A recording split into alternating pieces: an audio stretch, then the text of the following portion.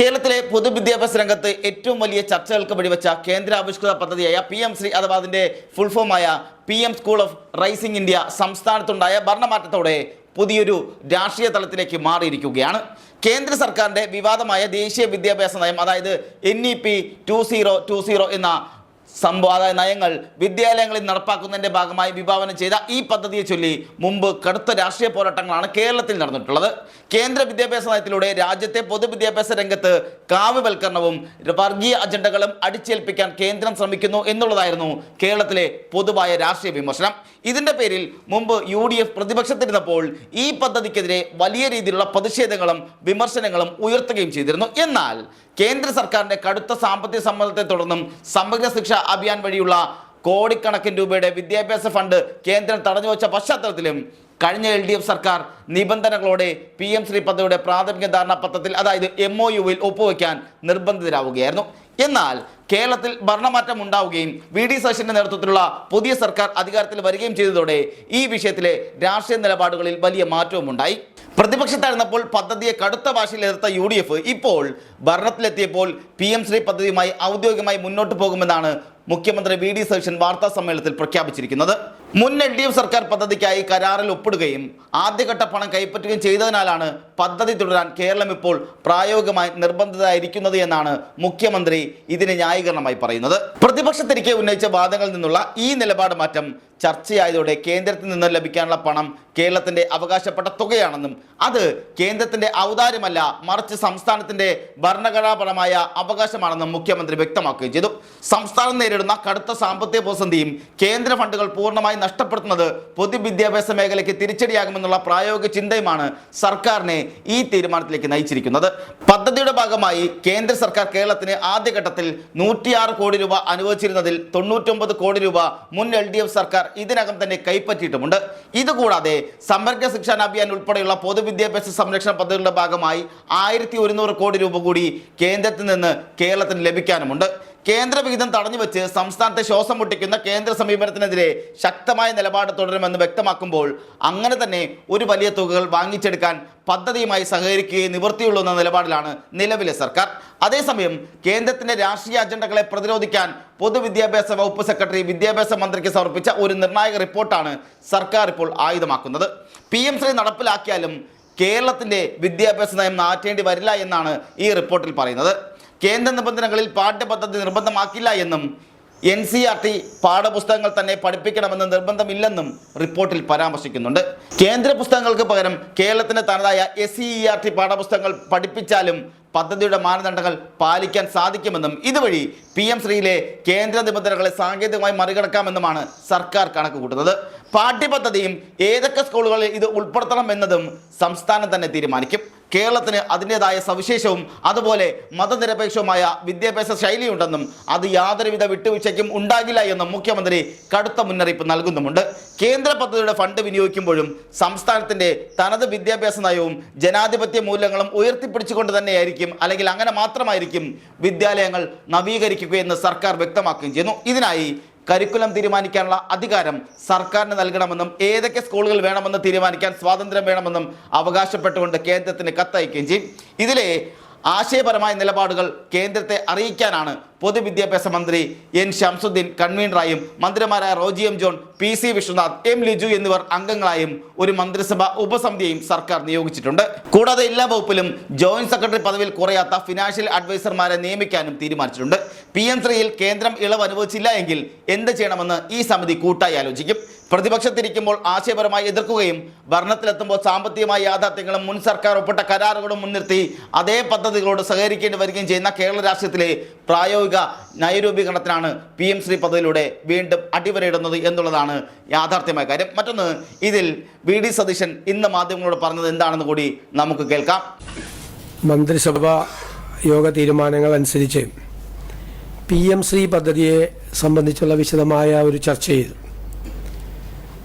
കഴിഞ്ഞ government PM Shri പദ്ധതിയിൽ ഒപ്പുവെച്ചിട്ടുണ്ടായിരുന്നു. അപ്പോൾ ഇപ്പോൾ കേരള ഗവൺമെൻറ് അതിൽ പങ്കാളിയാണ്. മാത്രമല്ല 99 കോടി രൂപയിലധികം അവിടെ നിന്ന് ഈ പദ്ധതിയുമായി ബന്ധപ്പെട്ട് വാങ്ങിച്ചിട്ടുണ്ട്. തടഞ്ഞു വെച്ച പണം തന്നിട്ടുണ്ട്. അതുകൂടാതെ ഒരു 106 കോടി രൂപ കേന്ദ്ര ഗവൺമെൻറ് അനുവദിച്ചിട്ടുണ്ട്. ഇതാണ് അതിൻ്റെ കാര്യം. അതിനെ ആശയപരമായി അതിനോടുള്ള എതിർപ്പ് കരിക്കുലം ഫ്രീഡത്തിൽ കേന്ദ്ര സർക്കാർ ഇടപെടരുത് എന്നതാണ്. 2, ഇത് നടപ്പാക്കുന്ന സ്കൂളുകൾ തിരഞ്ഞെടുക്കാനുള്ള അവകാശം സംസ്ഥാന ഗവൺമെൻറ്റിന് നൽകണം എന്നതാണ്. അപ്പോൾ ഒരു കാരണവശാലും കരിക്കുലം സ്വാതന്ത്ര്യത്തിൽ, അത് തീരുമാനിക്കാനുള്ള സ്വാതന്ത്ര്യത്തിൽ, സംസ്ഥാന സർക്കാരിനുള്ള സ്വാതന്ത്ര്യത്തിൽ ഇടപെടാൻ ഒരു കാരണവശാലും അനുവദിക്കില്ല. 2, സ്കൂൾ സെലക്ഷൻ അത് സംസ്ഥാന സർക്കാർ തന്നെ തീരുമാനിക്കും. ഇതുമായി ബന്ധപ്പെട്ട കാര്യങ്ങൾ കേന്ദ്ര സർക്കാരിനെ അറിയിക്കാൻ PM ശ്രീ പദ്ധതിയുമായിട്ടുള്ള UDF സർക്കാരിൻ്റെ ആശയപരമായ നിലപാടുകൾ അറിയിക്കാനുള്ള കാര്യങ്ങൾ തയ്യാറാക്കുന്നതിന് വേണ്ടി പൊതുവിദ്യാഭ്യാസ മന്ത്രി ശ്രീ ഷംസുദ്ദീൻ കൺവീനറും മന്ത്രിമാരായ Shri Roji M. John, Shri PC Vishwanath, Shri M. Liju എന്നിവർ അംഗങ്ങളുമായിട്ടുള്ള ഒരു കമ്മിറ്റി, മന്ത്രിസഭാ ഉപസമിതിയെ നിയമിച്ചിട്ടുണ്ട്. അവർ റിപ്പോർട്ട് സമർപ്പിക്കും. അതുപോലെ വളരെ പ്രധാനപ്പെട്ട ഒരു ഭരണ പരിഷ്കാര നടപടി ഇന്നത്തെ മന്ത്രിസഭാ യോഗം തീരുമാനിച്ചു. ഞങ്ങൾ പരിശോധിച്ചപ്പോൾ നിരവധി ഫയലുകൾ ധനകാര്യ വകുപ്പിലേക്ക് വരികയാണ്.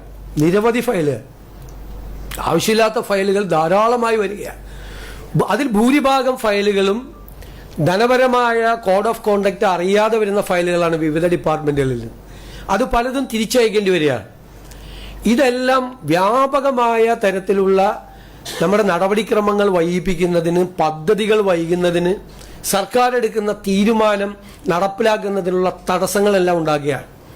അതുകൊണ്ട് 1974 കേന്ദ്ര സർക്കാർ രൂപീകരിച്ച മാതൃകയിൽ എല്ലാ വകുപ്പിലും സർക്കാർ ഒരു ഇൻ്റഗ്രേറ്റഡ് ഫിനാൻഷ്യൽ അഡ്വൈസർ നിയമിക്കാൻ വേണ്ടിയിട്ട് തീരുമാനിച്ചിരിക്കുകയാണ് എല്ലാ വകുപ്പിലും. അപ്പോൾ ധനപരമായ കാര്യങ്ങൾ ഒരു സ്ക്രൂട്ടിനി അവിടെ ഉണ്ടാവും. ധനവകുപ്പിലെ ഉദ്യോഗസ്ഥന്മാർ തന്നെ ഒരു സാമ്പത്തിക ചെലവും സർക്കാരിന് ഇല്ലാതെ എല്ലാ വകുപ്പിലും ഒരു ഇൻ്റഗ്രേറ്റഡ് ഫിനാൻഷ്യൽ അഡ്വൈസർ ഉണ്ടാവും. ആ സ്ക്രൂട്ടിനി നടത്തിയിട്ടേ ഫയൽ പോവുള്ളൂ. ഇപ്പോൾ ധനകാര്യ വകുപ്പിലേക്ക് അയക്കേണ്ട ഫയൽ മാത്രമേ വരുള്ളൂ. മാത്രമല്ല അത് തിരിച്ചയക്കേണ്ടി വരില്ല. കാരണം സംശയങ്ങളെല്ലാം നിവർത്തിച്ച് കോഡ് ഓഫ് കോണ്ടക്ട് എല്ലാം പാലിച്ചിട്ടുള്ള ഫയലുകളായിരിക്കും. അപ്പോൾ ഒരു വളരെ ഭരണപരിഷ്കാര നടപടികളുമായി ബന്ധപ്പെട്ട ഒരു വിപ്ലവകരമായ ഒരു തീരുമാനമാണ് ഇൻ്റഗ്രേറ്റഡ് ഫിനാൻഷ്യൽ അഡ്വൈസറെ. ഫയലുകളുടെ എണ്ണം ഗണ്യമായി കുറയുകയും ഫയലുകൾ കൂടുതൽ യാത്ര ചെയ്യുന്നത് ഇല്ലാതായിരിക്കുകയും ചെയ്യുന്ന ഒരു സംവിധാനമാണ്. ഇതനുസരിച്ച് ഒരു ജോയിന്റ് സെക്രട്ടറിയുടെ പദവിയിൽ കുറയാത്ത ഒരു ഉദ്യോഗസ്ഥനെയും എല്ലാ ഭരണവകുപ്പിൻ്റെയും സെക്രട്ടറിയുടെ പ്രധാന സാമ്പത്തിക ഉപദേഷ്ടാവായി ചുമതലപ്പെടുത്തേണ്ടതും നയപരമായ തീരുമാനങ്ങൾ, പുതിയ സേവനങ്ങൾ, വിശാലമായ സാമ്പത്തിക കാര്യങ്ങൾ എന്നിവയ്ക്ക് മാത്രമായി ധനകാര്യ വകുപ്പിനെ സമീപിക്കുന്നതും നിർദ്ദേശിക്കും. ധനകാര്യ വകുപ്പ് സത്യത്തിൽ കയ്യിലുള്ള കുറേ അധികാരങ്ങൾ കൂടി താഴെയുള്ള വകുപ്പുകളിലേക്ക് ഡീസെൻട്രലൈസ് ചെയ്ത് കൊടുക്കുകയും ചെയ്യാണ്. നടപടിക്രമങ്ങൾ സുഗമമാക്കാനാണ്. വലിയ മാറ്റം ഇതിന്റെ ഭാഗമായി ഉണ്ടാകും എന്ന് പ്രതീക്ഷിക്കുന്നു. മൂന്നാമതൊരു കാര്യം തീരുമാനമെടുത്തത് നമ്മുടെ പൊതുസംഭരണമുണ്ട്, പ്രൊക്യൂർമെന്റ്. ഇതിന്റെ മാനുവൽ എന്ന് പറയുന്നത് കാലഹരണപ്പെട്ട മാനുവലാണ്. ഇന്നത്തെ കാലത്ത് പ്രൊക്യൂർമെന്റ് മാറി ഈ പ്രൊക്യൂർമെന്റ് ആയി മാറിയത് നമ്മുടെ മാനുവൽ അറിഞ്ഞിട്ടില്ല. നമ്മുടെ കേന്ദ്ര സർക്കാരിന്റെ എക്സ്പെൻഡിച്ചർ വകുപ്പ് പ്രകടിപ്പിച്ച ജനറൽ ഫിനാൻഷ്യൽ റൂൾസും മാർഗനിർദ്ദേശങ്ങളും ഉണ്ട്. അവൻ നമുക്ക് ആ മാർഗനിർദ്ദേശങ്ങൾ നമ്മൾ അനുസരിക്കണം. പക്ഷെ നമ്മുടെ മാനുവൽ വേറെയാണ്, കാലഹരണപ്പെട്ട മാനുവലാണ്. അപ്പം നമ്മൾ അതിൻ്റെ അകത്ത് കംപ്ലീറ്റ് ആയിട്ട് ഒരു പുതിയ സംവിധാനം, ഒരു പ്രൊക്യൂർമെന്റ് ഉൾപ്പെടെയുള്ള കാലത്ത് പൊതുസംഭരണത്തിന് സർക്കാർ സംഭരിക്കുന്നത് വർക്കുകളും ആ പൊതു പ്രൊക്യൂർമെന്റിന്റെ ഭാഗമാണ്. പണ്ട് സിവിൽ വർക്ക് മാത്രമാണ് ഉണ്ടായിരുന്നത്. വർക്കുകൾ, വിവിധ വകുപ്പുകളുടെ സംഭരണം, ഇതിനെല്ലാത്തിനും വേണ്ടിയിട്ടുള്ള ഒരു മാർഗനിർദ്ദേശം അത് തയ്യാറാക്കുന്നതിന് വേണ്ടിയിട്ടും ഒരു മന്ത്രിസഭാ ഉപസമിതിയെ നിയോഗിച്ചിട്ടുണ്ട്. പൊതുമരാമത്ത്, tourism, IT, higher education, water resources മന്ത്രിമാരുടെ നേതൃത്വത്തിലുള്ള ഒരു ഉപസമിതിയാണ്. ഇവർ കൃത്യമായിട്ട് ഓരോ വകുപ്പിലെ കാര്യത്തെക്കുറിച്ച് റിപ്പോർട്ട് നൽകുകയും സംഭരണം, ഒരു പ്രൊക്യൂർമെന്റ് നടക്കുന്നത് ഏറ്റവും ആധുനികമായ സങ്കേതങ്ങൾ ഉപയോഗിച്ചുകൊണ്ടും വേഗത്തിൽ നടത്താനും ട്രാൻസ്പെറന്റായി, സുതാര്യമായി നടത്താനുമുള്ള സംവിധാനങ്ങൾ ഏർപ്പെടുത്തും. ഈ സർക്കാരിൻ്റെ ആദ്യത്തെ 100 ദിവസത്തെ കർമ്മ പരിപാടിയാണ് ജൂലൈ 1 മുതൽ നടപ്പാക്കും. 100 ദിവസത്തേക്ക്, ജൂലൈ 1 മുതൽ 100 ദിവസത്തേക്ക് നടപ്പാക്കും. ഹൈക്കോടതിയിൽ അഡീഷണൽ ഡയറക്ടർ ജനറൽ ഓഫ് പ്രോസിക്യൂഷനായി അഡ്വക്കേറ്റ് മുഹമ്മദ് ഷാഫിയെ നിയമിച്ചു. Kerala cashew board MD and ചെയർമാനായി G ഉണ്ണികൃഷ്ണനെ നിയമിക്കാൻ വേണ്ടി തീരുമാനിച്ചു. ഇതാണ് സുപ്രധാനമായ തീരുമാനങ്ങൾ എടുത്തത്. മറ്റൊരു വലിയ വളരെ അഭിമാനകരമായ ഒരു വാർത്ത, നിരവധി വർഷക്കാലമായി തർക്കങ്ങൾ കൊണ്ട് നിലനിന്നിരുന്ന പട്ടികജാതി വിഭാഗത്തിൽപ്പെട്ട 7 പേരുമായി ബന്ധപ്പെട്ട എറണാകുളം മലയിടം തുരുത്ത് പരിയത്തുകാവിലെ വിഷയം ഈ സർക്കാർ വന്ന് 1 മാസം പൂർത്തിയാകുന്നതിന് മുമ്പ് അത് ഭംഗിയായി അത് പരിഹരിച്ചു. ഭൂവുടമയും അവരും തമ്മിൽ ഒരു എഗ്രിമെന്റ് ഉണ്ടാക്കി. ആ എഗ്രിമെന്റിന്റെ ഭാഗമായി അവർക്ക് 7 വീടുകൾ ഞങ്ങൾ നിർമ്മിച്ചു കൊടുക്കും. 1000 സ്ക്വയർ ഫീറ്റിന്റെ വീട് കൊടുക്കും. അതേ ഭൂമിയിൽ, തർക്കഭൂമിയിൽ തന്നെ അവർക്ക് 5 സെന്റ് വീതം ഭൂമി കിട്ടി. അവർക്കൊരു പൊതുവഴി ഉണ്ടാക്കിയിട്ടുണ്ട്. ആ പൊതുവഴി പഞ്ചായത്ത് നിർമ്മിച്ചു കൊടുക്കും. രമ്യമായ പരിഹാരം.